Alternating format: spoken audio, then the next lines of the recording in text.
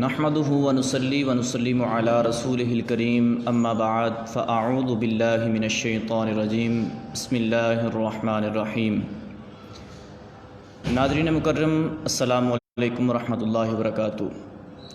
آج آپ ہمارے جلالی نیوز اور صوفی ٹی وی اسلام کے پیج سے لائیو شریعت رمضان پروگرام میں شریک ہیں۔ میں آپ سب کو خوش آمدید کہتا ہوں اور اس کے ساتھ ساتھ آپ تمام ناظرین کو رمضان کی برکتیں اور اس کی رحمتیں مبارک پیش کرتا ہوں، اور اس کے ساتھ ساتھ ہی رمضان المبارک کا آخری اور تیسرا عشرہ بھی اس کی بھی مبارکباد پیش کرتا ہوں۔ تو ناظرین مکرم، آج کا ہمارا جو یہ پروگرام ہے یہ رمضان المبارک میں جس میں رب کائنات ہمیں بہت ساری برکتوں سے رحمتوں سے نوازتا ہے، جس میں بہت ساری عبادات کا لطف اندوز ہوتے ہیں۔ اس کے ساتھ ساتھ ہی جہاں قرآن کریم کی تلاوت، روزہ جیسی عبادت، اس میں ایک بڑی ہی لذیذ اور بڑی ہی راحت پانے والی جو عبادت ہے، رب کائنات کے قرب حاصل کرنے والا جو کام ہے،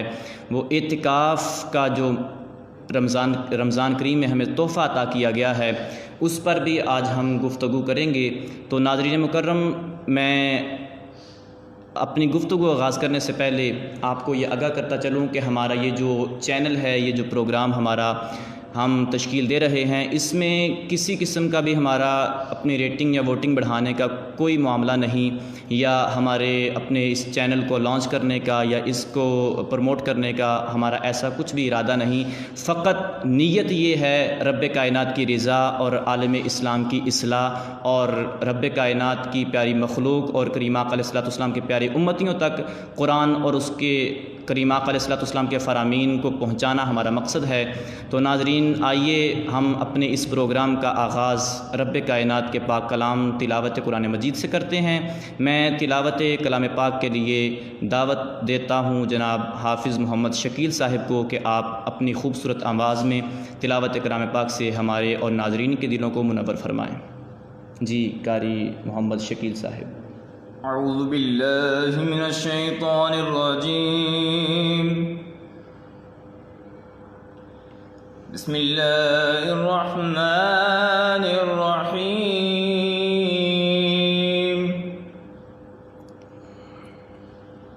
اذا جاء نصر اللہ والفتح ورأيت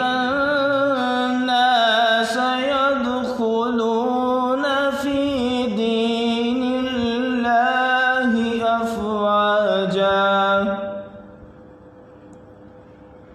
فسبح بحمد ربك واستغفر إنه كان توابا صدق اللہ العلیم۔ ماشاءاللہ، کلام مجید کی تلاوت فرما رہے تھے جناب حافظ محمد شکیل صاحب۔ تو جیسا کہ انتظامیہ کی طرف سے مجھے حکم ہے، میں اپنے پروگرام کو ویسے ہی آگے لے کے چلنا چاہ رہا ہوں۔ تو آئیے تلاوت کلام رب الرحمن کے بعد میں آپ سے ہی گزارش کر رہا ہوں کہ آپ حمد باری تعالیٰ سے ہمارے قلوب و اذہان کو منور فرمائیں، اور ناظرین مکرم، آپ بڑی توجہ سے حافظ صاحب کی یہ حمد باری تعالیٰ سماعت فرمائیں۔ اللہ تعالیٰ ہم سب کو کریم آقا علیہ الصلوۃ والسلام کی محبت اور آپ کی محبت کے وسیلہ سے رب کائنات کی محبت عطا فرمائے۔ صلی اللہ علیہ یا رسول اللہ وسلم علیک یا حبیب اللہ۔ یہ وہ سچ ہے کہ جسے ایک جہاں مان گیا، در پہ آیا جو گدا بن کے وہ سلطان گیا، اس کے انداز نوازش پہ میں قربان گیا، نعمتیں بانٹتا جس سمت وہ ذیشان گیا، ساتھ ہی منشی رحمت کا قلم دان گیا،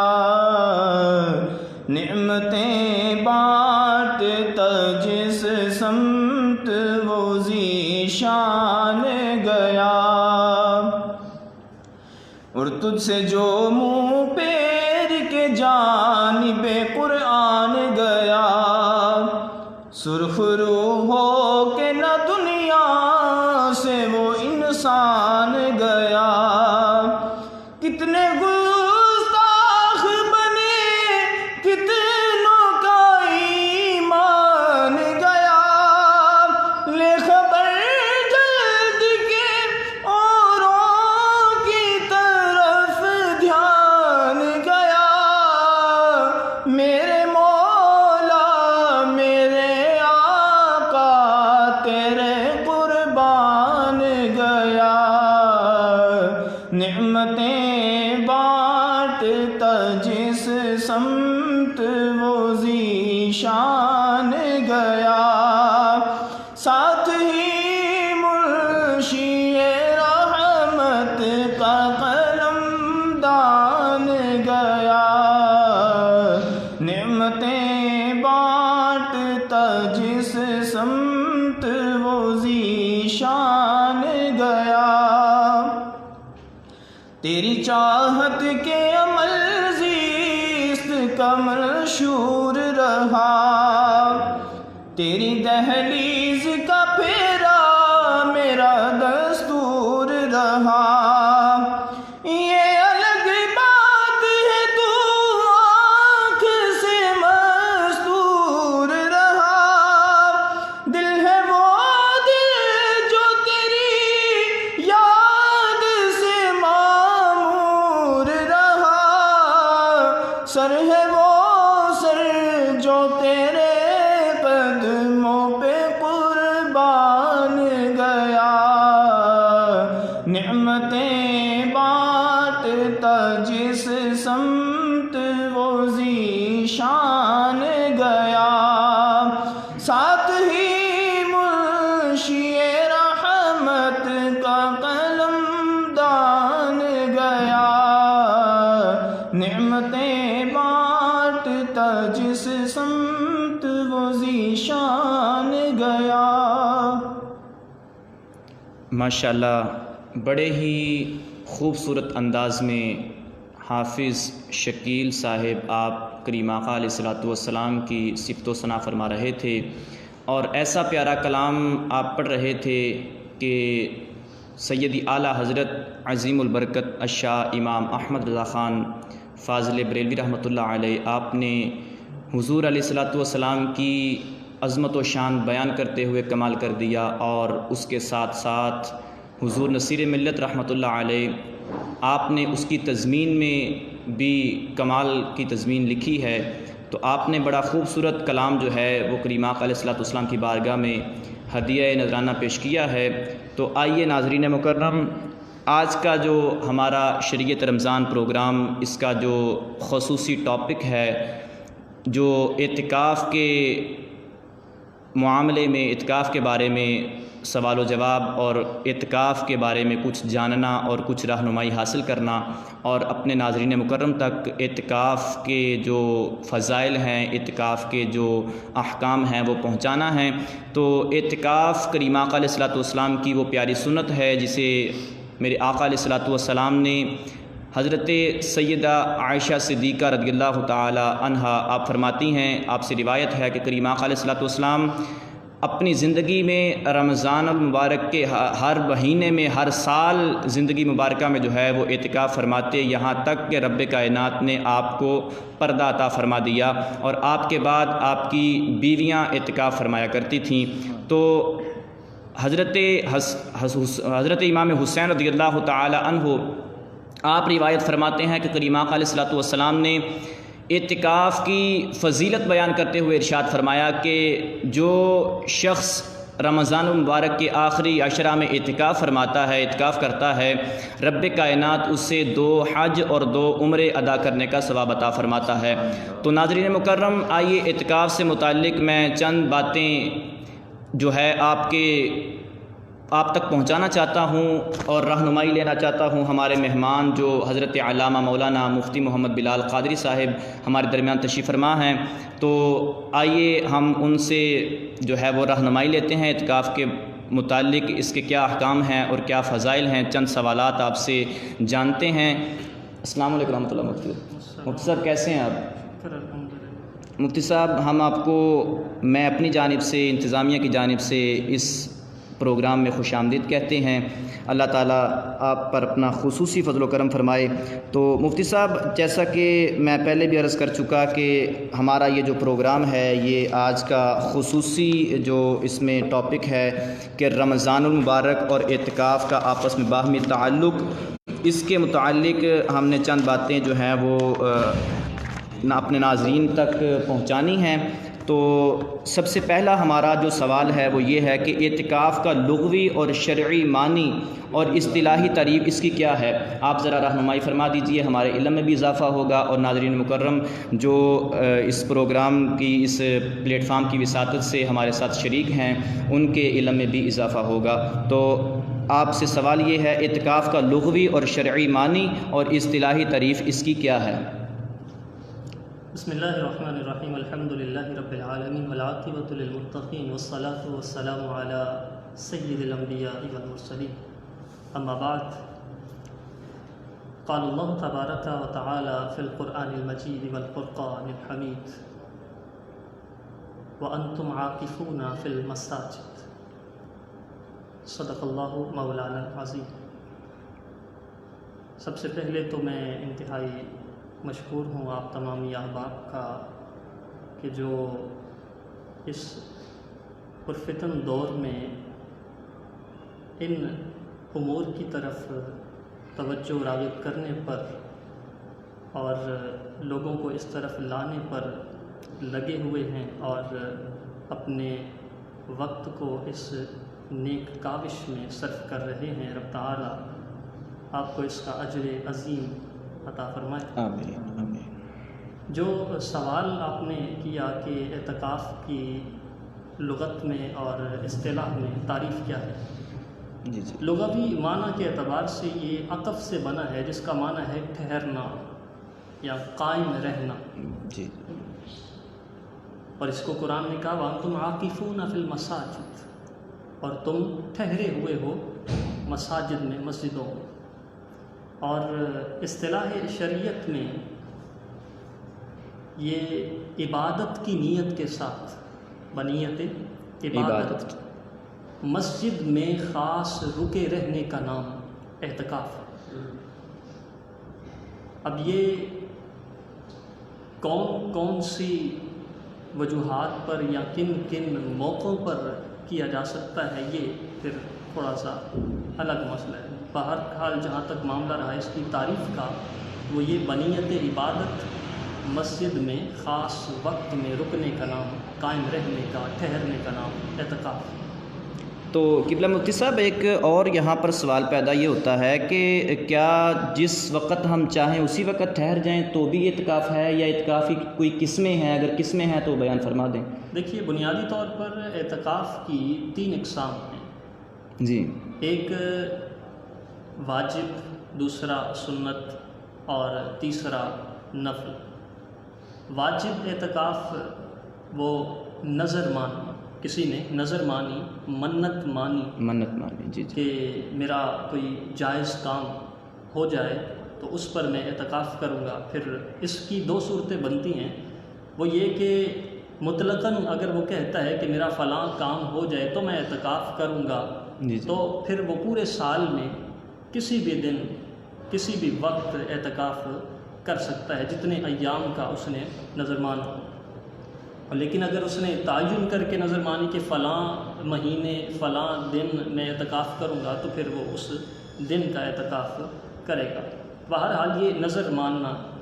اس سے جو لازم ہوتا ہے اعتکاف یہ واجب ہے۔ واجب ہے۔ اور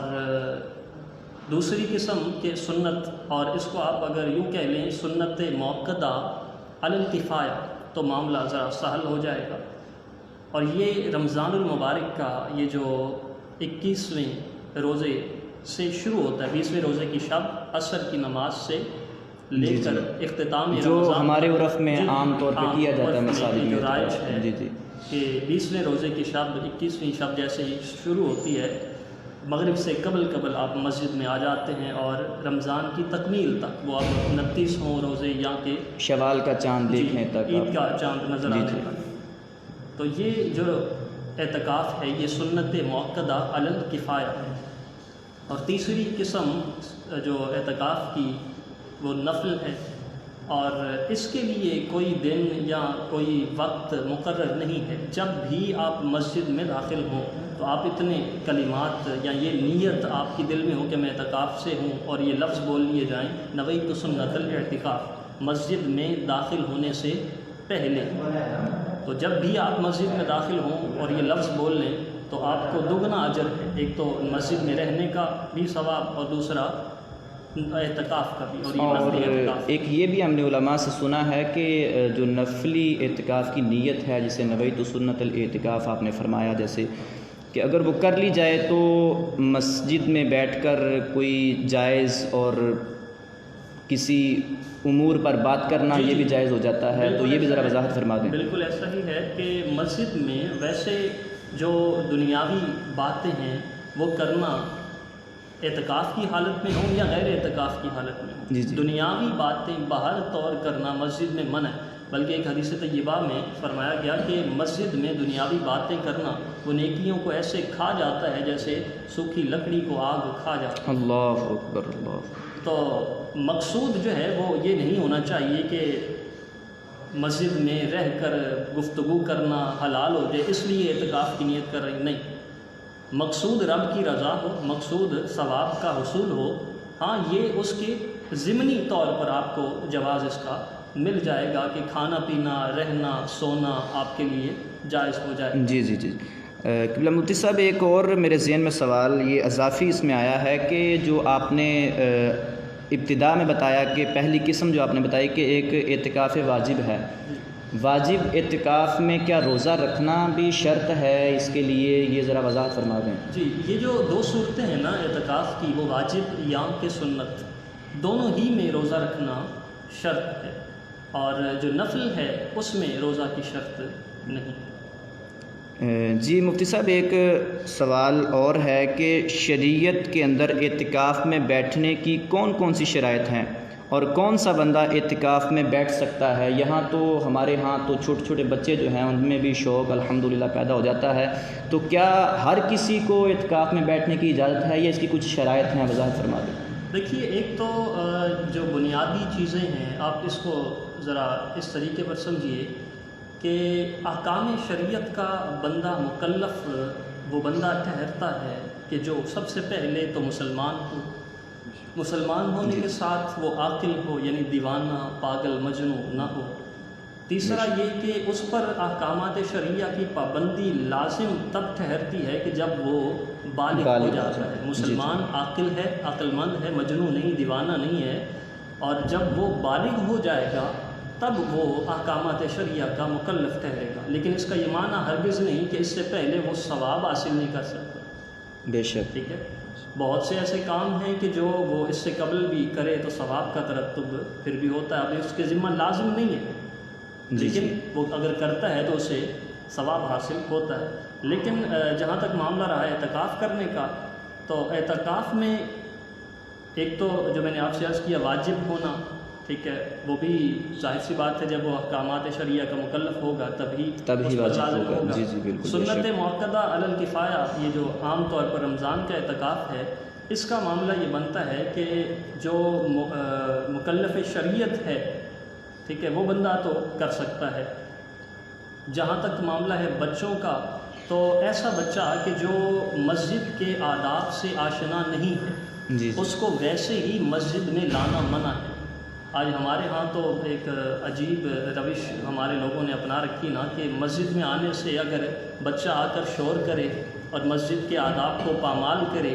اور عالم دین یا جو امام صاحب ہیں وہ سمجھائیں یا منع کریں کہ ایسے بچے کو مسجد میں مت لاؤ، تو ہم بجائے اس کے کہ ہم اس کو سمجھیں ہم لوگ اس پر ان کے برخلاف ہو جاتے ہیں۔ جی اس پر بغض اور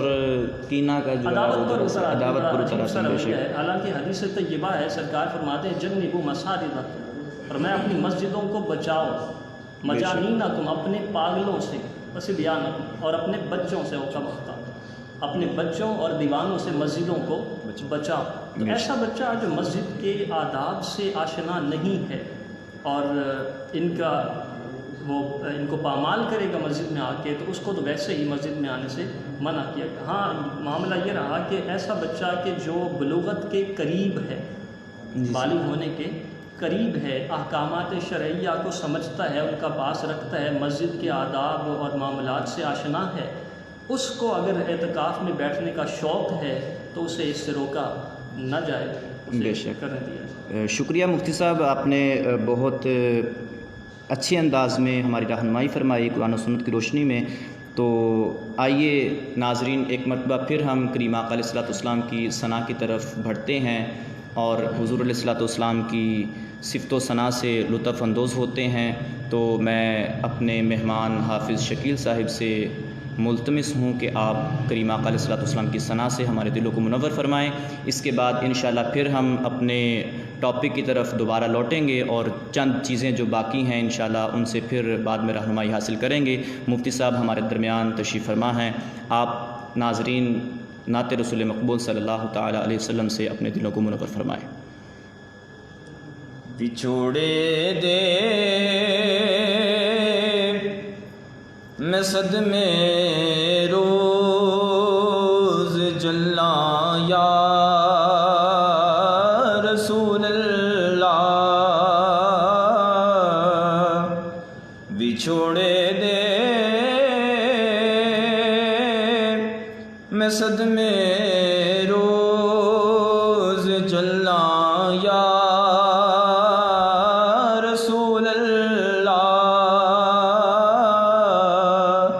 کرام تیریاں دن رات گلاں یا رسول اللہ، جدوں ویکھا کوئی جاندا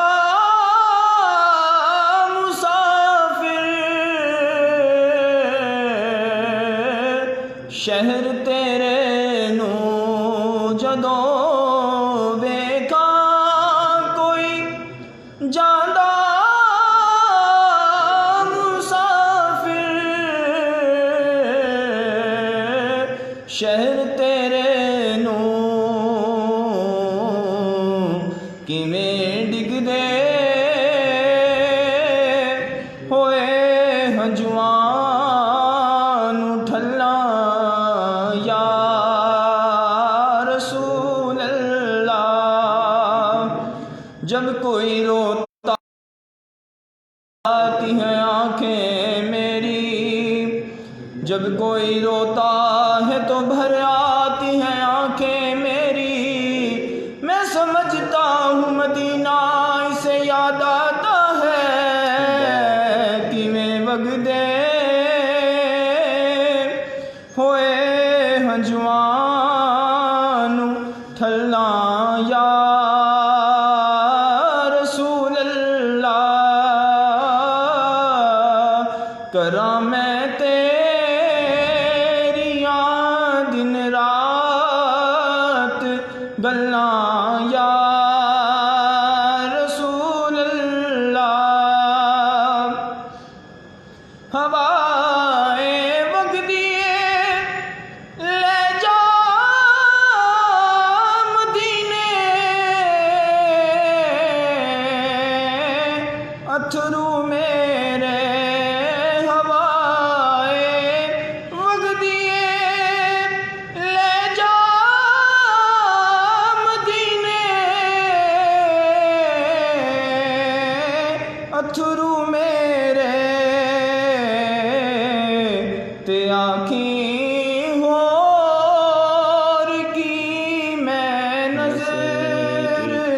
کلا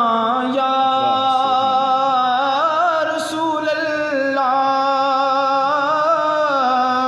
تیرا کی ہوگی میں نظر کلا یا رسول اللہ ظہوری نو ملے قطرہ تیرے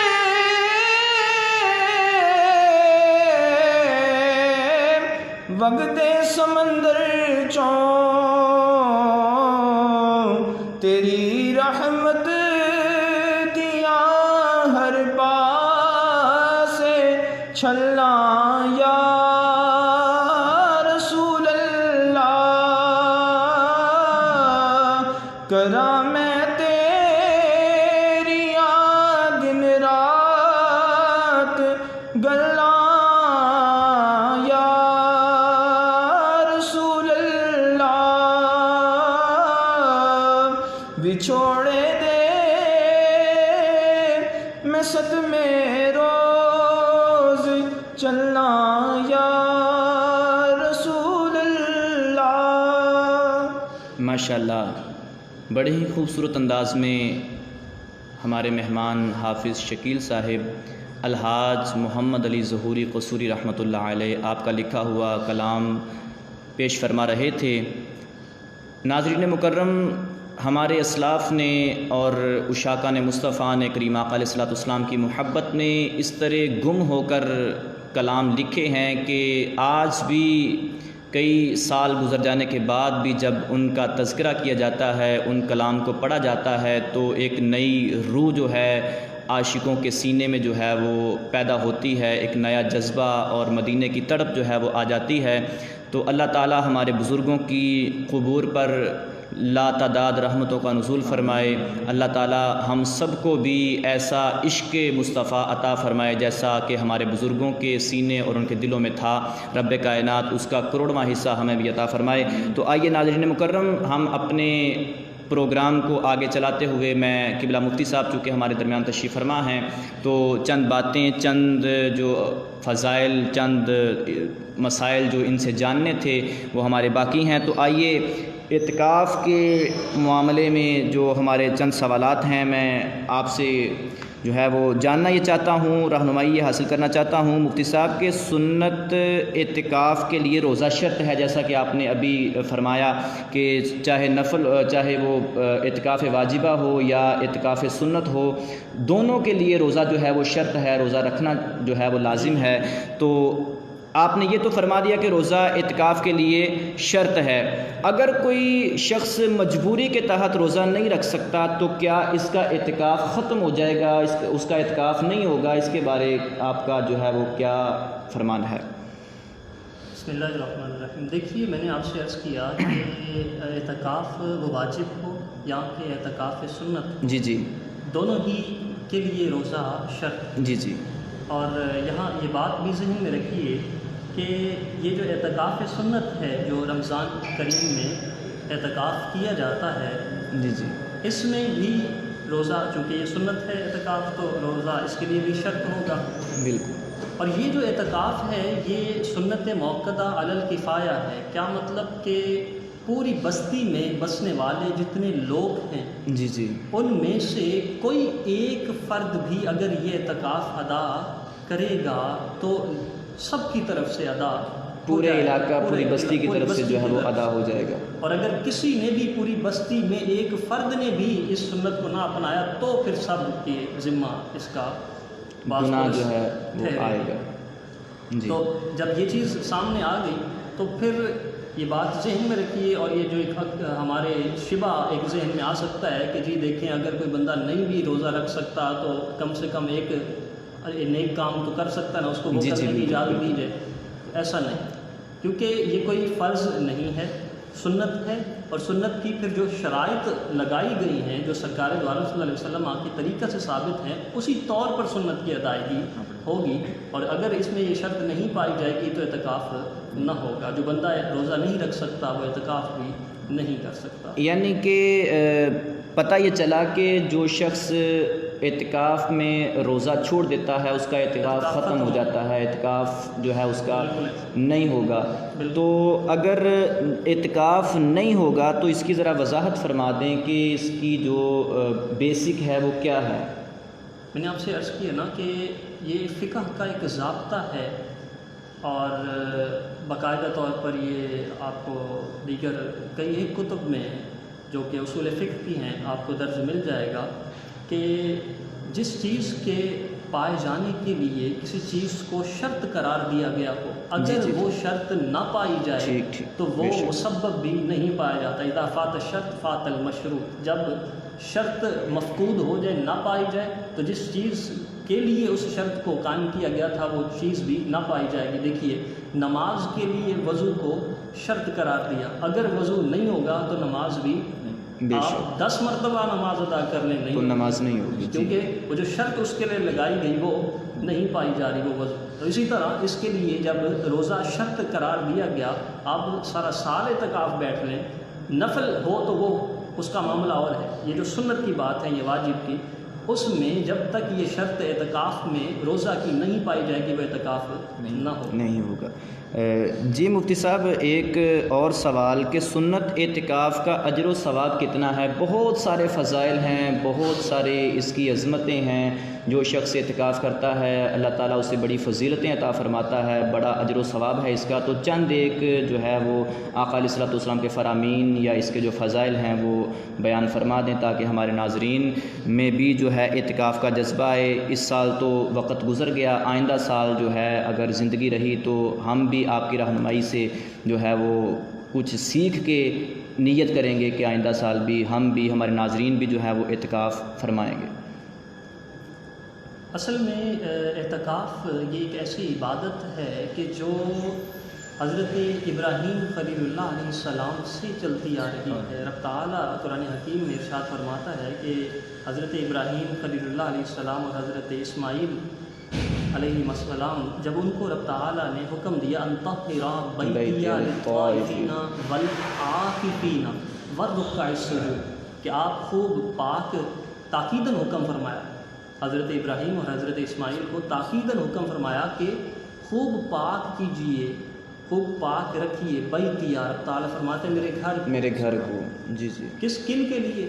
للطائفین، طواف کرنے والوں کے لیے، والعاکفین، اور اعتکاف کرنے والوں کے لیے، والرکع السجود، اور رکوع سجدہ کرنے والوں کے لیے۔ تو ایک تو یہ رہا کہ یہ ایک قدیم عبادت ہے، بہت عرصہ سے چلتی چلی آ رہی ہے،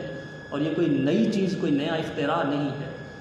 اور جہاں تک معاملہ رہا اس کے ثواب کا، اس کے اجر کا، تو ایک حدیث طیبہ امام حسین رضی اللہ تعالیٰ عنہ آپ سے مروی ہے، فرمایا کہ جو شخص اعتکاف کرتا ہے اسے 2 حج اور 2 عمرہ ادا کرنے کا ثواب ملتا ہے۔ اب یہاں پر ایک چیز جو قابل غور ہے وہ یہ کہ ایک بندہ حج ادا کرے، وہ مال و دولت بھی صرف کرے، وہ ذہنی اور بدنی صعوبت، مشکل بھی اپنے جسم پر برداشت کرے اور وہاں جائے، وہ تکالیف بھی اٹھائے، سب کچھ کر کے آئے،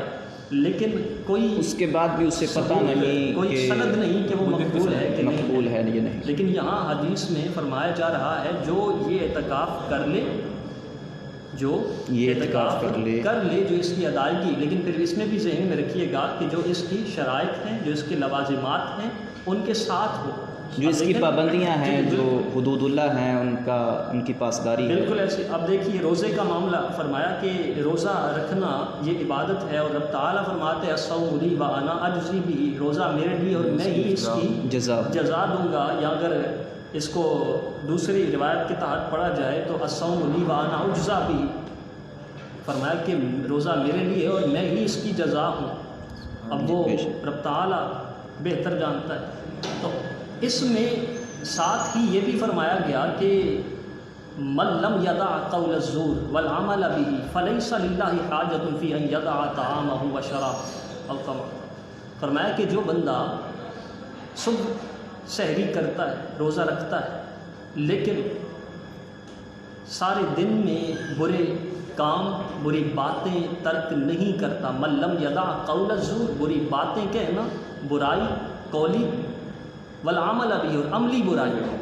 نہیں چھوڑتا فلیس للہ حاجۃ فی ان یدع طعامہ و شرابہ، تو رب تعالیٰ کو اس بندے کے یہ کھانا پینا چھوڑ دینے اور بھوک برداشت کرنے کا کوئی پرواہ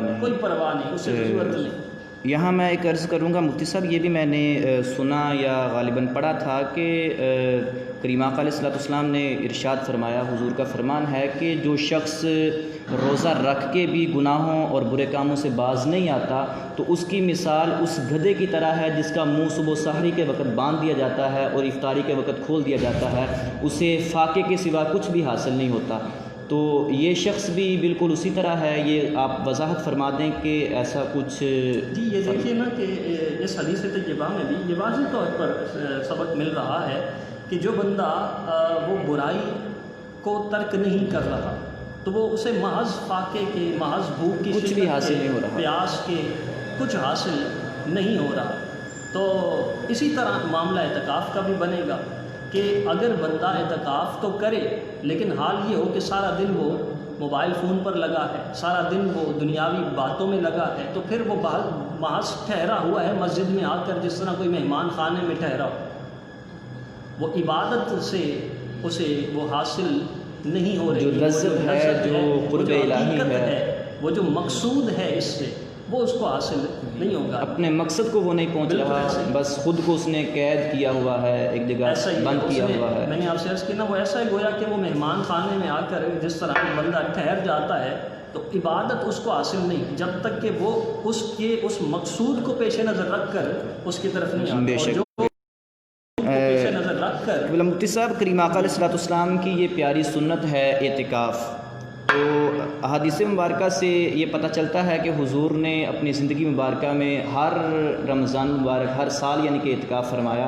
تو آپ نے کتنی مرتبہ اپنی زندگی میں جو ہے وہ اعتکاف فرمایا، اور آخری اعتکاف آپ کا کتنے ایام کا تھا؟ دیکھیے، ایک تو یہ کہ کتب احادیث میں یہ بات باقاعدہ طور پر ہمیں درج ملتی ہے کہ حضرت اماں عائشہ صدیقہ عفیفہ رضی اللہ تعالی عنہا آپ فرماتی ہیں کہ سرکار دو عالم صلی اللہ علیہ وسلم تمام اپنے ظاہری زمانہ حیات میں اعتکاف فرماتے رہے، اور ایک موقع ایسا آیا کہ سرکار دو عالم صلی اللہ علیہ وسلم ایک سال اعتکاف نہ فرما سکے تو اگلے سال 20 ایام آپ صلی اللہ علیہ وسلم نے اعتکاف فرمایا۔ جی جی۔ اب اس پر شارحین نے جو کلام کیا، کہا کہ یا تو یہ سرکار دو عالم صلی اللہ علیہ وسلم کا خاصہ ہے، اور یا پھر یہ اضافہ کرنا یہ ثواب میں اضافے کی نیت سے تھا، اور دوسرا معاملہ یہ رہا کہ آخری ایام یعنی کہ جو اختتام میں سرکار دو عالم صلی اللہ علیہ وسلم، اختتام سے مراد جو ظاہری زمانہ حیات ہے، جب آپ صلی اللہ علیہ وسلم حیات طیبہ کے جو آخری رمضان تھا، جی اس میں سرکار دو عالم صلی اللہ علیہ وسلم نے اس میں بھی 20 ایام اعتکاف فرمایا ہے۔ اسی حدیث طیبہ میں حضرت عائشہ صدیقہ عفیفہ رضی اللہ تعالیٰ عنہ آپ ہی سے مروی ہے، آپ فرماتی ہیں کہ اس سال کے جس سال سرکار دو عالم صلی اللہ علیہ وسلم نے پردہ فرمایا، اس سال آپ صلی اللہ علیہ وسلم نے 2 مرتبہ جبریل امین سے قرآن حکیم کا دور کیا اور 2 ہی مرتبہ اعتکاف بھی کیا۔ اب اس میں 2 چیزیں ہمیں اضافی جسے کہہ لیجیے اس حدیث طیبہ سے، ایک تو یہ مضمون ہمیں ملتا ہے نا کہ 2 اعتکاف 20 دن آپ صلی اللہ علیہ وسلم، مسئلہ تو حل ہو گیا کہ 20 دن کا کیا مزید۔ اب اس حدیث سے میں ایک اور بات آپ سے عرض کرنا چاہوں گا، وہ یہ کہ 2 چیزیں ہمیں اس سے قابل غور ملتی ہیں، وہ یہ کہ سرکار دو عالم صلی اللہ علیہ وسلم کو اپنے پردہ فرمانے کا علم ہے، ماشاءاللہ، بے شک، سبحان اللہ، اس لیے اضافہ کیا، سبحان اللہ۔ یہ ناظرین علم غیب کی بہت بڑی الحمدللہ اہل سنت کی یہ دلیل ہے کہ حضور نے اپنے پردہ فرمانے سے پہلے جو ہے وہ بتا دیا کہ یہ میرا آخری رمضان ہے حیات طیبہ کا، میری ظاہری زندگی کا، تو آپ نے 20 جو ہے ایام کا اعتکاف فرمایا، ماشاءاللہ۔ اور دوسرا یہاں ایک سبق ہمارے لیے بھی ہے، وہ یہ کہ ہمیں چاہیے کہ وہ فرد کے جو عمر کے ایک اگلے درجہ میں، اگلے حصہ میں، یعنی موت کے قریب پہنچ چکا ہو، تو جس قدر اس کی عمر زیادہ ہے اسے اسی قدر زیادہ نیکیوں کی طرف راغب ہونا چاہیے، ماشاءاللہ، بے شک۔ قبلہ مفتی صاحب، یہاں چونکہ اعتکاف کے بہت سارے فضائل ہیں تو بے شمار کتب میں جو ہے وہ درج ہیں، احادیث پاک میں بھی کریم آقا علیہ الصلوۃ والسلام کے فرامین موجود ہیں، چند ایک آپ نے بھی ہمارے سامنے جو ہے وہ بیان فرمائے اور ناظرین تک بھی یہ پہنچائے۔ تو اب ہمارے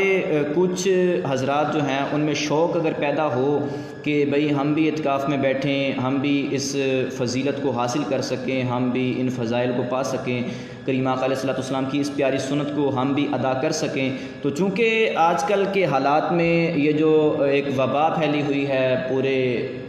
عالم دنیا میں، کورونا کی شکل میں ایک جو بیماری ہے، تو اس کی زد میں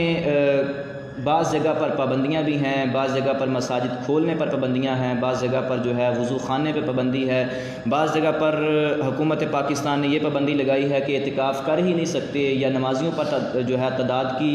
بندش ہے۔ تو آپ یہاں پر کیا فرمائیں گے کہ ایسی صورتحال میں اعتکاف کرنا کیسا ہے؟ اگر کریں تو کس انداز میں کریں، یا ہمیں جو ہے وہ اس سنت سے پیچھے ہٹ جانا چاہیے؟ آپ ذرا وضاحت کے ساتھ یہ بیان فرما دیں تاکہ ہمارا یہ بہت جو پیچیدہ مسئلہ ہے یہ حل ہو جائے۔ اچھا، ایک تو بات ہو رہی تھی فضیلت کے حوالے سے، تو ایک اور حدیث طیبہ میرے ذہن میں آ رہی تھی کہ حضرت عبداللہ بن عباس رضی اللہ تعالیٰ عنہما سے مروی ہے، فرماتے ہیں کہ جو بندہ اعتکاف کی نیت سے مسجد میں رہا، اسے دوسرے لوگوں ہی کی طرح اجر اور ثواب ملتا ہے۔ بے شک۔ کیا مطلب؟ فرمایا کہ وہ لوگ کہ جو باہر ہیں، مسجد سے باہر ہیں، وہ جو نیکیاں کر رہے ہیں، وہ جو لوگوں کی کام آ رہے ہیں، وہ جو جنازے میں شرکت کرتے ہیں، وہ جو بیمار کی بیمار کرسی کرتے ہیں، الغرض جتنی نیکیاں کرتے ہیں، تو یہ مسجد میں ٹھہرا ہوا ہے، یہ وہ نیکیاں نہیں کر رہا، ان سے محروم لیکن ہے، فرمایا اس کو ان نیکیوں کا ثواب بھی مل رہا ہے، اعتکاف کا تو اضافی مل رہا ہے۔ اور دوسرا معاملہ یہ رہا کہ موجودہ یہ جو حالات چل رہے ہیں ان کے پیش نظر، تو میں نے آپ سے پہلے ایک بات عرض کی کہ یہ جو رمضان کا اعتکاف ہے یہ سنت موقدہ علی الکفایہ ہے، یعنی اگر ایک بندہ پوری بستی میں سے ادا کرتا ہے تو پوری بستی والوں کے ذمہ سے ہو جائے گا، اور اگر ایک بستی کا کوئی فرد بھی ادا نہیں کرتا تو پھر سب پر اس کا گناہ ٹھہرتا۔ اور جب یہ معاملہ ہے تو دیکھنا یہ چاہیے کہ ہم یہ جو وبا ہے اس میں کیا کہتے ہیں کہ لوگ ایک دوسرے سے دور رہیں، لوگ ایک دوسرے سے دور رہیں۔ اب ایک بستی میں 2 سے 3 افراد اگر ایک مسجد میں آ کر ٹھہر جائیں گے تو بتائیے وہ لوگوں سے دور ہو گئے کہ نہیں؟ کورونا ٹائم کی لوگوں سے دور ہو گئے۔ وہ تو گویا کہ یہ اعتکاف اپنے اندر سوشل ڈسٹینس، سماجی فاصلہ خود بخود لیے ہوئے، تو یہ تو ایک ایسی عبادت ہے کہ جس سے آپ کا یہ معاملہ اور زیادہ سلجھ رہا ہے، تو اس پر تو لوگوں کو آمادہ کرنا چاہیے، بے شک، بجائے اس کے کہ اس سے روکا جائے۔ ویسے بھی ہمارے عرف میں تو جو عام چلتا ہے وہ اس انداز میں چلتا ہے کہ الگ الگ خیمے بنائے جاتے ہیں اور کافی جو ہے فاصلے پہ ہر معتکف بیٹھتا ہے، تو اس میں تو میرے خیال سے وہ جو وبا کا جو شرائط ہیں وہ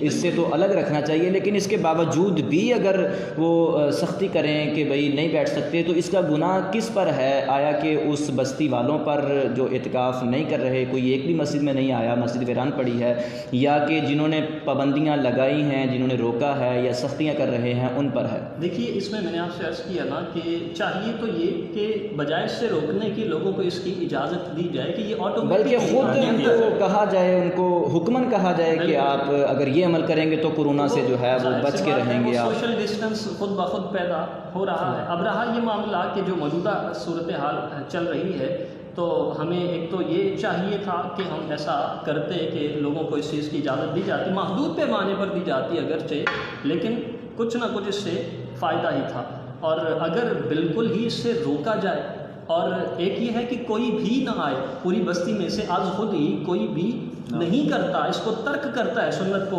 تو اس کی باس پرس ان سے ہوگی، لیکن ان کو اگر روک دیا جاتا ہے، مسجد میں آنے سے روک دیا جاتا ہے، پابند کیا جاتا ہے، جبرن روکا جاتا ہے، تو اس کا جو جسے کہہ لیجیے کہ ذمہ ہے پھر اس روکنے والے پر ہے، نہ کہ جس کو روک دیا گیا، وہ تو مجبور ہو گیا، وہ تو مجبور ہو گیا، اب وہ نہیں اس پر عمل کر سکتا، تو پھر روکنے والا اس کا ذمہ دار ہے۔ ٹھہرے۔ تو قبلہ مفتی صاحب ایک یہاں پر یہ بھی جو ہے ہم نے ناظرین تک اپنا پیغام پہنچانا ہے، اس بات کی بھی وضاحت کرنی ہے کہ کچھ جگہیں ایسی ہیں جہاں پر ایسی کچھ پابندیاں بھی نہیں ہیں، احکام جو ہے وہ حکام وہاں تک نہیں پہنچ سکتے، یا اس جگہ تک جو ہمارے سیکیورٹی کے ادارے ہیں ان کی بھی جو ہے وہ دسترس نہیں ہے، وہ نہیں پہنچ سکتے، تو وہاں پر یعنی کہ آسانی کے ساتھ اعتکاف بھی ہو سکتا ہے، نمازیں بھی جو ہے معمول کے مطابق چل سکتی ہیں جس طرح حسب سابق چل رہا تھا نظام۔ اس کے باوجود بھی کچھ ہماری مساجد کی انتظامیہ اور ان کے جو منتظمین ہیں اور ہمارے مساجد کے متولی ہیں وہ ابھی کچھ ہونے سے پہلے ہی جو ہے وہ خود جبراً منع کر دیتے ہیں کہ یہ کام نہیں کرنا، اس سے جو ہے باز رہو، فلاں ہو جائے گا، یہ ہو جائے گا، وہ ہو جائے گا، تو ہماری طرف سے اجازت نہیں ہے۔ تو اگر ایسا معاملہ ہے تو اس کی تو جو ساری کی ساری ذمہ داری ہے وہ مسجد کی انتظامیہ پہ ہے، تو وہاں تو سمجھ میں یہ آتا ہے کہ وہ انتظامیہ نااہل ہے۔ تو آپ ذرا یہ اصلاح معاشرہ کے لیے، چونکہ یہ ہمارے ہاں معاشرے میں بڑا ایک جراثیم سے پائے جاتے ہیں کہ اہل بھی نہیں ہوتے لوگ، اور بلا وجہ جو ہے وہ علماء کو، ائمہ مساجدین کو تنگ کرنا ان کا جو ہے وہ معمول ہوتا ہے۔ تو ذرا یہ وضاحت فرما دیں کہ جو مسجد کے متولی ہوں، انتظامیہ کے جو وہ بورڈ ہیں اس میں جو شامل ہوں، ان کا کیسا ہونا، وہ کس اہلیت کے مالک ہوں تو وہ مسجد کے متولی بن سکتے ہیں؟ دیکھیے، یہ جو آپ کا سوال ہے یہ ذرا مشکل سا نہیں، دیکھیں یہ ایک مسائل اس طرح کے پیدا ہوتے ہیں نا، تو ہم نے عوام تک پہنچانا تو ہے کہ کس انداز میں جو ہے یہ سارا معاملہ لے کے چلیں۔ دیکھیے، اصل معاملہ یہ ہے، وہ علامہ اقبال علیہ رحمہ کا وہ ایک شعر میرے ذہن میں آ رہا ہے، وہ فرمایا کہ نہ میں ابلہ مسجد ہوں نہ تہذیب کا فرزند، بات وہی کرتا ہوں سمجھتا ہوں جسے حق، میں ابلہ مسجد ہوں نہ تہذیب کا فرزند، اپنے بھی خفا مجھ سے ہیں بیگانے بھی ناخوش، کہ میں ظاہر حلال کو کبھی کہہ نہ سکا کن۔ معاملہ یہ ہے کہ ہمارے ہاں نا جو عام ہمارے معاشرے کا حال ہم اگر دیکھیں تو ہم نے اگر کسی بھی ذمہ داری کو کسی کے سپرد کرنا ہے تو ہم اس سے پہلے اس کی اہلیت کو ضرور جانچتے اور پرکھتے ہیں کہ آیا یہ بندہ اس کام کا اہل بھی ہے یا کہ نہیں ہے۔ اور کبھی ایسا بھی نہیں ہوتا کہ ایک بندہ جس کا شعبہ کچھ اور ہے تو اس سے ہم کام کچھ اور لیں۔ مثال کے طور پہ ایک ڈاکٹر ہے، ایک طبیب ہے، ایک حکیم ہے، اس کے پاس ہم جوتیاں مرمت کروانے بے شک نہیں جا سکتے، اور ایک موچی ہے، اگر جائیں گے بھی تو وہ جوتیاں ہی پڑیں گے آگے سے، پھر ظاہر بات ہے ایسا ہی ہوگی جی۔ اور ایک موچی ہے تو اس کے پاس ہم دوائی لینے نہیں جا سکتے جی۔ تو یہ ہمارا معیار ہے زندگی کا، اور کسی بھی نوکری پر، کسی بھی عہدے پر اگر ہم نے کسی کو فائز کرنا ہے تو ہم اس کے لیے اس کی اہلیت کو پرکھتے ہیں، باقاعدہ امتحان ٹیسٹ ہوتا ہے، اس کے بعد بھی انٹرویو جو ہے وہ لیے جاتے ہیں، تو بالکل ایسے تو ہم نے ایک معیار مقرر کیا ہوتا ہے کہ جو اس معیار پر پورا اترے گا اسے اس عہدے کا ذمہ دار ہم ٹھہرائیں گے، اسے یہ عہدہ دیا جائے گا، اس کے علاوہ تو نہیں دیا جائے گا۔ تو ہمارے ہاں نا معاشرے میں بڑی معذرت کے ساتھ علماء سے بھی اور ہمارے جو اس طبقہ سے فرد افراد ہمارے جو وابستہ ہیں ان سے بھی معاملہ یہ ہے کہ دو طرفہ ہی معاملہ بگڑا ہوا ہے کہ ہمارے جو عام طور پر مساجد میں ائمہ اور خطباء ہیں ان کی اہلیت کو بھی جانچنے اور پرکھنے کی ضرورت ہے، بے شک اور دوسرے طور پر یہ جو متولی حضرات ہیں، انتظامیہ ہیں، ان کی اہلیت کو بھی جانچنے اور پرکھنے کی ضرورت ہے۔ اب یہ دیکھیے کہ مسجد جو ہے یہ وقف ہے، اور مسجد کے جو معاملات ہیں اس میں موجود جو اشیاء ہیں وہ جب اوقاف کی اشیاء ٹھہرتی ہیں تو اس کے متولی کے طور پر یا اس کے انتظام و انصرام کے لیے آگے بڑھنے والا فرد وہ لازمی طور پر ایسا ہونا چاہیے جو وقف کے معاملات سے آشنا ہو، جانتا ہو، علم رکھتا ہو۔ کئی مرتبہ ایسا دیکھا گیا ہے کہ وقف کے احکامات کی کھلم کھلا مخالفت ہوتی ہے۔ وجہ کیا ہوتی ہے کہ وہاں جو انتظامیہ کے احباب ہیں وہ ناآشنا ہیں، اور دوسرا معاملہ یہ رہا کہ ہمارے المیہ یہ ہے کہ مساجد میں جو خطباء ہیں ان کی حالت بھی اس قدر نہیں کہ وہ ان مسائل سے آشنا ہوں، تو وہ بھی آشنائی نہ رکھنے کی وجہ سے ان کو اس پر گائیڈ لائن دے نہیں پاتے، اور کئی جگہ معاملہ یہ بنتا ہے کہ وہ آشنا تو ہوتے ہیں لیکن ان کی سنتا کون ہے وہ، اور بعض جگہ پر سنتا بھی اگر ہو تو وہ اس خوف سے ہی بات نہیں کر سکتے کہ اگر میں نے کوئی بات کی تو ہمارے جو روزی کے مسائل ہیں وہ ہمیں سامنا ہوگا، ایسا بھی کچھ ہے۔ معاملہ وہی بنانا کہ ان کی سنتا کوئی سننے کو تیار نہیں ہے، ٹھیک ہے، وہ اگر وہ کہیں گے تو ہوگا اگلے دن مولوی صاحب وہ راستہ ہے بوریا اٹھائیے اور جائیے، لیکن المیہ یہ ہے کہ مولوی صاحب بھی تو ان کو چاہیے پہلے تو دین کو سیکھے ہوئے ہوں، ٹھیک ہے، جب وہ دین سیکھے ہوئے ہوں تو پھر ان کو مسجد کے لوگوں سے یہ قطعاً نہیں ہوگا کہ فلانے کی جیب سے مجھے چندہ آتا ہے، جی جی فلانے کی جیب سے مجھے یہ چیز ملتی ہے تو میں حق بیان نہ کروں۔ اور دوسرا معاملہ یہ کہ جو انتظامیہ ہے وہ جب سننے کو تیار نہیں، کس وجہ سے کہ وہ بھی ان مسائل سے احکامات شریعہ سے آشنا نہیں ہے اور وہ ان کی طرف توجہ نہیں رکھتے، محض کیا چل رہا ہوتا ہے چودراہٹ، جی ہم چونکہ یہاں کے منتظم ہیں لہٰذا ہم جو کہیں گے وہ ہوگا، دین کیا کہتا ہے مولوی صاحب سنبھال کر رہا ہے، ہمیں دین مت سکھاؤ، ہم آپ سے زیادہ جانتے ہیں، یہ ایک عجیب روش کیا جاتا ہے۔ جہاں تک معاملہ رہا کہ ان کی اہلیت کیا ہے، وہ یہ کہ سب سے پہلا مومن ہو، مسلمان ہو، غیر مسلم وہ مساجد کا متولی نہیں بن سکتا۔ دوسرا یہ کہ وہ فرد فاسق معلن نہ ہو، فاسق معلن نہ ہو، اور یعنی علل اعلان وہ معلن یہ اعلان سے بنا ہے، علل اعلان یعنی کھلم ناظرین کے لیے ذرا آسانی کے الفاظ جو ہیں اصل بس وہ ہاں جی اپنے جو تو معاملہ یہ ہے کہ علل اعلان کھلم کھلا وہ شریعت کے خلاف معاملات میں ملوث نہ ہو، نماز کا تارک نہ ہو، زکوٰۃ کا تارک نہ ہو، اسی طرح اگر ہم دیکھیں تو داڑھی واجب ہے تو داڑھی کٹوانے والا بھی تو فاسق ہی فاسق معلن ہے۔ تو اب یہ چیزیں ایسی ہیں کہ جن کو اگر ہم دیکھیں تو ہمارے معاشرے میں عام طور پر پھر کوئی بھی متولی رہتا نہیں، جی جی 90% ایسے معاملات دیکھنے میں آتے ہیں۔ تو اس میں یہ دیکھیں کہ جب یہ شرائط ہیں تو چاہیے یہ کہ جو بندہ اس طرف آ رہا ہے یا اسے ذمہ داری دی گئی ہے، اب اسے چاہیے کہ جب اس کے ذمے یہ کام آ گیا تو وہ اپنے آپ کو ان پیرامیٹرز پر، ان بنیادوں پر اور ان اہلیت کے معیار پر اپنے آپ کو پورا، یعنی اگر وہ پہلے اس سے آشنا نہیں ہے، اس کا علم نہیں رکھتا، تو اسے چاہیے کہ ایک تو رب کائنات کا شکر ادا کرے کہ خالق کائنات نے اسے اتنے بڑے منصب سے نواز دیا کہ اپنے گھر کا جو ہے وہ خدمت کا اسے شرف عطا کر دیا، تو اگر وہ پہلے سے آشنا نہیں تو اسے چاہیے کہ وہ کسی عالم دین کے پاس بیٹھ کے کسی اہل علم سے جو ہے وہ رابطہ قائم کر کے تو وہ اس کے جو متعلق علوم ہیں وہ حاصل کرے اور جانے کہ بھئی یہ کیا، کس طرح مجھے چلنا ہوگا اور کس طرح انتظامات جو ہے وہ نبھانے ہوں گے، نظام کس طرح چلانا ہوگا۔ بالکل ایسے۔ تو مفتی صاحب آپ کا بہت بہت شکریہ کہ آپ نے بہت ساری باتوں سے بہت سارے ہمارے مسائل جو ہیں وہ حل کیے اور بہت ساری ہماری قرآن و حدیث کی روشنی میں رہنمائی فرمائی۔ تو ہمارا ایک تو انتظامیہ کی طرف سے بھی اور خود میری طرف سے بھی ایک فرمائش ہے کہ آپ حضور تاج الشریعہ رحمۃ اللہ علیہ کا کلام بڑا خوبصورت انداز میں پڑھتے ہیں تو اس کے چند اشعار سنائیں تو انشاءاللہ ہم اپنے پروگرام کو وائنڈ اپ کرتے ہیں، تو انشاءاللہ دعا کی طرف بڑھتے ہیں۔ تو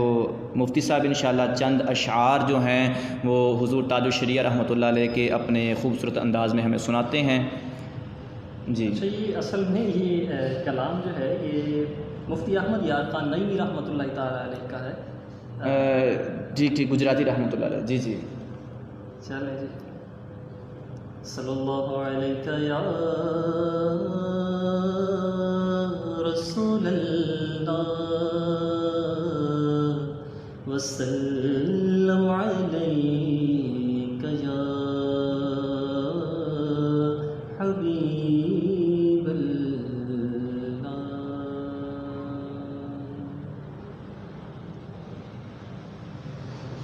نور حق جلوہ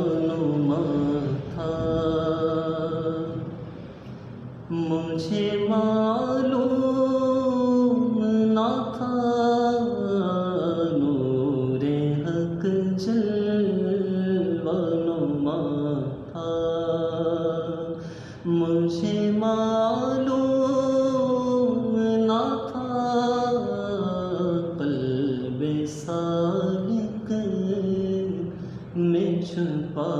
تھا، شکل انسان میں چھپا تھا، مجھے معلوم نہ تھا، شکل انسان میں چھپا تھا، مجھے معلوم نہ تھا، بارہا جس نے کہا تھا انا بشر، اس نے بارہا جس نے کہا تھا انا بشر، اس نے مرآنی بھی کہا تھا، مرآنی بھی کہا تھا، مجھے معلوم نہ تھا، نور حق جلوہ نما تھا، مجھے معلوم نہ تھا، بکریاں جس نے چرائی تھیں، حلیمہ تیری بکریاں جس نے چرائی تھیں، حلیمہ تیری عرش پر وہ ہی گیا تھا، مجھے عرش پر وہ ہی گیا تھا، مجھے معلوم نہ تھا، نور حق جلوہ نما تھا، مجھے معلوم نہ تھا۔ ماشاءاللہ، بڑا ہی خوبصورت کلام الحاج حکیم الامت مفتی احمد یار خان نعیمی صاحب رحمۃ اللہ علیہ آپ کا لکھا ہوا۔ تو ناظرین، یہ ایک ایسے عاشق رسول تھے اور ایسے عالم دین تھے کہ جن کی اہل سنت پر بہت سارے احسانات ہیں، بہت سارے ان کے جو ہے وہ خدمات ہیں اہل سنت کے لیے۔ تو آپ کا یہ لکھا ہوا کلام ہے، خالق کائنات سے دعا ہے کہ رب کائنات ان کا لکھا ہوا یہ کلام اپنی بارگاہ میں قبول فرمائے اور ان کی محبت رسول سے ہمیں بھی حصہ عطا فرمائے۔ تو ناظرین مکرم، حکیم الامت مفتی احمد یار خان نعیمی صاحب رحمۃ اللہ علیہ آپ کے متعلق ایک بات عرض کر کے میں اپنے پروگرام کو وائنڈ اپ کرتا ہوں کہ بلا مفتی صاحب ہمارے پاس تشریف فرما ہیں۔ تو آپ بخوبی جانتے ہیں کہ ہمارے استاد فرماتے ہیں کہ حکیم الامت مفتی احمد یار خان نعیمی گجراتی رحمۃ اللہ علیہ آپ بہت پائے کے عالم دین تھے، بہت پائے کے ایک مفتی تھے، بلکہ مفتی اعظم تھے اپنے زمانہ کے، اور بہت سارا آپ نے اہل سنت کو جو ہے وہ پروموٹ کیا، اور بد عقیدوں کو اور بد مذہبوں کو آپ نے بڑا جو ہے وہ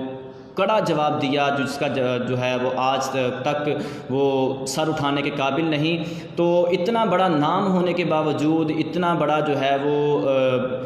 سرمایہ ہونے کے باوجود آپ کے حالات بالکل سادہ تھے، آپ بالکل عاجزی اور انکساری کے ساتھ رہا کرتے تھے۔ ہمارے استاد فرماتے ہیں کہ جب آپ سے ملاقات ہوئی تو پہچانا نہ گیا کہ آپ اتنے پائے کے عالم دین ہیں، بالکل ایک جیسے دیہاتی ٹائپ، کندھے پہ ان کے پرنا، جو ہمارا دیہاتوں کے جو حضرات ہیں ان کا ایک انداز ہوا کرتا ہے کہ سر پہ معمولی سی اور سادہ سی ٹوپی ہے، کندھے پہ وہ ایک پرنا سا رومال ہے، تو اس طرح وہ بالکل سادہ لباس میں تھے۔ تو ہم نے پہچانا ہی نہ کہ یہ حکیم الامت مفتی احمد یار خان نعیمی ہے۔ تو اللہ ان کی قبر پر کروڑوں رحمتوں کا نزول فرمائے۔ تو آئیے ناظرین مکرم، ہمارے اس پیج کے، ہمارے اس چینل کے بڑے خوبصورت عالم دین اور بہت معروف اس چینل کا چہرہ، اور ہر وقت ہمارے جو قرآن و سنت سے ہمارے مسائل پر ہمیں رہنمائی دیتے رہتے ہیں۔ حضرت علامہ مولانا مفتی محمد حذیفہ جلالی صاحب، جن کا تعلق ایک بہت پائے کے علمی خاندان سے ہے، ان کی والدہ محترمہ مغفورہ کا یہ چند دن قبل انتقال ہوا، تو ہم آپ سے اظہار تعزیت بھی کرتے ہیں، اور قبلہ مفتی صاحب سے میں گزارش کروں گا کہ ان کے ایصال ثواب کے لیے اور ان کی مغفرت کے لیے آپ دعا بھی فرمائیں۔ اللہ تعالی ہم سب کا حامی و ناصر ہو۔ مفتی صاحب دعا کرتے ہیں تو اس کے بعد انشاءاللہ ہم اپنے پروگرام کو وائنڈ اپ کرتے ہیں۔ آمین۔ الحمد للہ رب العالمین والعاقبۃ للمتقین والصلاة والسلام علی سید الانبیاء والمرسلین۔ ربنا آتنا فی الدنیا حسنة وفی الآخرة حسنة وقنا عذاب النار۔ اللهم ربنا اغفر لنا ولإخواننا الذين سبقونا بالإيمان ولا تجعل في قلوبنا غلا للذين آمنوا ربنا إنك رؤوف رحيم۔ اللهم ربنا تقبل منا إنك أنت السميع العليم وتب علينا إنك أنت التواب الرحيم۔ الہ العالمین اس صحیح کو اپنی بارگاہ میں شرف قبولیت نصیب فرما۔ الہ العالمین غلطی کوتاہی کو معاف فرما۔ اس کا ثواب جو تو اپنی شایان شان عطا فرمائے تیرے حبیب کریم علیہ تحیۃ والثناء کے حضور ناز میں ہدیۃً تحفۃ نذرانۃ پیش کرتے ہیں، قبول منظور فرما۔ سرکار دو عالم صلی اللہ علیہ وسلم کے وسیلہ جلیلہ سے حضرت آدم نبی جینا علیہ السلام سے لے کر آج تک اور تا قیام قیامت جتنے کل کلمہ گو اس دنیا سے جا چکے ہیں، جا رہے ہیں، چلے جائیں گے، تمام کی ارواح کو احسال کرتے ہیں، قبول و منظور فرما۔ خصوصاً بالخصوص حضرت علامہ حذیفہ جلالی صاحب کی والدہ کی روح کو احسال کرتے ہیں، قبول و منظور فرما۔ مرحومہ کی کامل بخشش و مغفرت فرما، ان کی قبر کو جنت کے باغوں میں سے باغ بنا۔ الہ العالمین بخشے ہوں کا صدقہ ہماری بھی بخشش فرما۔ اللہم انا نسألک حبک وحب حبیبک الکریم۔ اللہم انا نسألک علما نافعا ورزقا واسعا ولسانا ذاکرا وبدنا صابرا وایمانا کاملا وشفاء من کل داء۔ کریما ببخشائے برحال ہم کہ ہستم اسیر کمند ہوا، ندارین غیرستو فریاد رستو ہی آسیارا خطا بخش و بس، نگہدار ہمرا زراہ خطا درگزار و ثواب نما۔ یا رب بالمصطفیٰ بلغ مقاصدنا واغفر لنا ما مضى یا واسع الکرم۔ وصلی اللہ تعالی علی حبیب خیر خلقہ سیدنا و مولانا محمد وعلی آلہ واصحابہ اجمعین برحمتک یا ارحم۔